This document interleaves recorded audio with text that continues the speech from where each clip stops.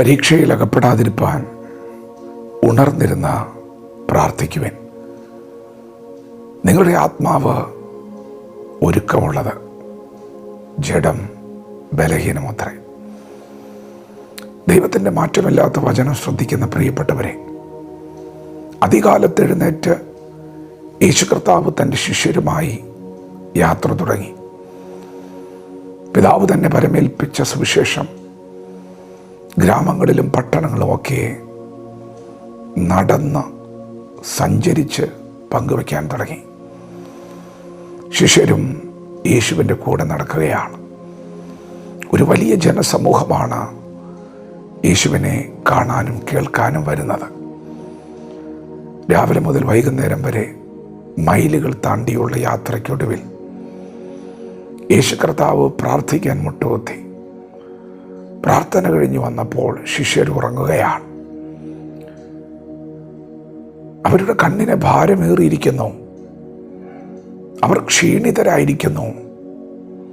ഒത്തിരി ദൂരം നടന്നതാണ്. അതിൻ്റെ ക്ഷീണം അവരുടെ ശരീരത്തിലുണ്ട്.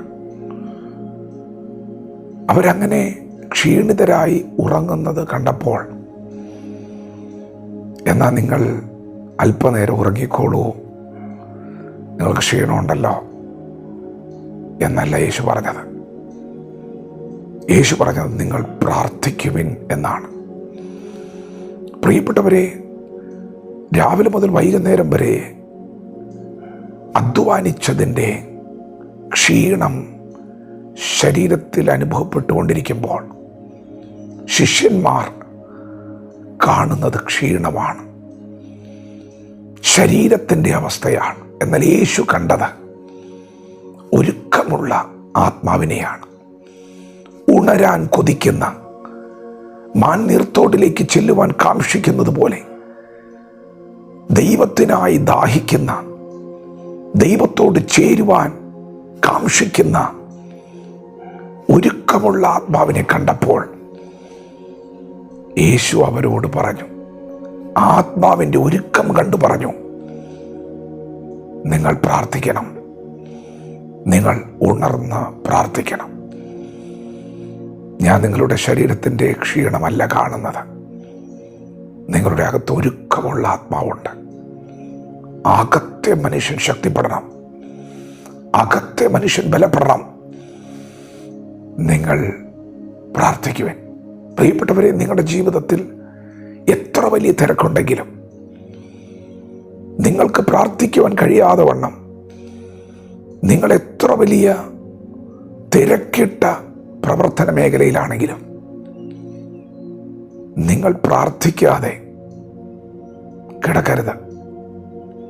രാവിലെ നിങ്ങൾ പ്രാർത്ഥിക്കാതെ നിങ്ങളുടെ പ്രവൃത്തി ആരംഭിക്കരുത്. നിങ്ങൾ പ്രാർത്ഥിക്കാതെ ഉറങ്ങാൻ പോകരുത്. എന്തുകൊണ്ട്? നിങ്ങൾ പ്രാർത്ഥിക്കുമ്പോൾ ഉണരുന്നത് ആത്മാവാണ്. നിങ്ങൾ പ്രാർത്ഥിക്കുമ്പോൾ നിങ്ങൾ ദൈവമായിട്ടുള്ള ബന്ധത്തിൽ ശക്തിപ്പെടുകയാണ്. പ്രിയപ്പെട്ടവരെ, ജീവിതത്തിൽ വിജയിച്ചവരെ നാം പഠിക്കുമ്പോൾ വിജയിച്ചവരുടെ പട്ടികയിൽ ഒന്നാമനായി നിൽക്കുന്നത് നമ്മുടെ കർത്താവായ യേശുവാണ്. യേശു എങ്ങനെയാണ് വിജയിച്ചത്? ഈ ലോകത്തിൻ്റെ പാപഭാരം മുഴുവൻ ചുമലിൽ വന്നപ്പോൾ യേശു കർത്താവ് എങ്ങനെയാണ് ആ കഷ്ടാനുഭവങ്ങളുടെ വഴിയിലേക്ക് പ്രവേശിച്ചത്? ആ ഗെത്സമനയിൽ മുട്ടുകുത്തി കരയുമ്പോൾ തൻ്റെ വേർപ്പ് തുള്ളികൾ രക്തത്തുള്ളികൾ പോലെ ആയ രാത്രിയിൽ എഴുന്നേൽക്കാൻ കഴിയാതെ വണ്ണം അതികഠിനമായ ഭാരം അനുഭവപ്പെട്ട രാത്രിയിൽ എങ്ങനെയാണ് യേശു മുൻപോട്ട് പോയത്? യേശുവിന് ഇന്നലകളിൽ പ്രാർത്ഥിക്കുന്ന ഒരു പതിവുണ്ടായിരുന്നത് കൊണ്ട് അതികാലത്ത് എഴുന്നേറ്റൊരു പ്രാർത്ഥന, ശുശ്രൂഷയ്ക്കൊടുവിൽ രാത്രി ഉറങ്ങാൻ പോകുന്നതിന് മുൻപ്, വിശ്രമത്തിന് മുമ്പ് പ്രാർത്ഥന, അത് ജീവിതത്തിൻ്റെ ഭാഗമായി തീർന്നപ്പോൾ, അതൊരു ശീലമായി തീർന്നപ്പോൾ, ജീവിതത്തിലൊരു കഷ്ടം വന്നപ്പോൾ ആ പ്രാർത്ഥന ഉപകാരപ്പെട്ടു. അങ്ങനെയാണ് യേശു വിജയിച്ചത്. നമുക്ക് മാതൃക കാണിക്കുകയാണ്. എങ്ങനെ ജീവിക്കണമെന്ന് തൻ്റെ ജീവിതം കൊണ്ട് നമുക്ക് വെളിപ്പെടുത്തുകയാണ്. പ്രിയപ്പെട്ടവരെ, നിങ്ങൾ പ്രാർത്ഥന മുടക്കരുത്. നിങ്ങൾ പ്രാർത്ഥന കുറയ്ക്കരുത്. പ്രാർത്ഥിക്കണം, നിർബന്ധമായി പ്രാർത്ഥിക്കണം. നിങ്ങളുടെ ശരീരത്തിൻ്റെ ക്ഷീണത്തെക്കാൾ ഇന്ന് പകൽ നിങ്ങളുടെ ആത്മാവിൻ്റെ ക്ഷീണം നിങ്ങൾ അറിയണം. അകത്തെ മനുഷ്യൻ എങ്ങനെ ഇരിക്കുന്നു? അകത്തെ മനുഷ്യൻ ബലപ്പെട്ടിരിക്കുന്നുവോ? പരിശോധിക്കണം. അവൻ്റെ പുഷ്ടി വിലപ്പെട്ടതാണ്.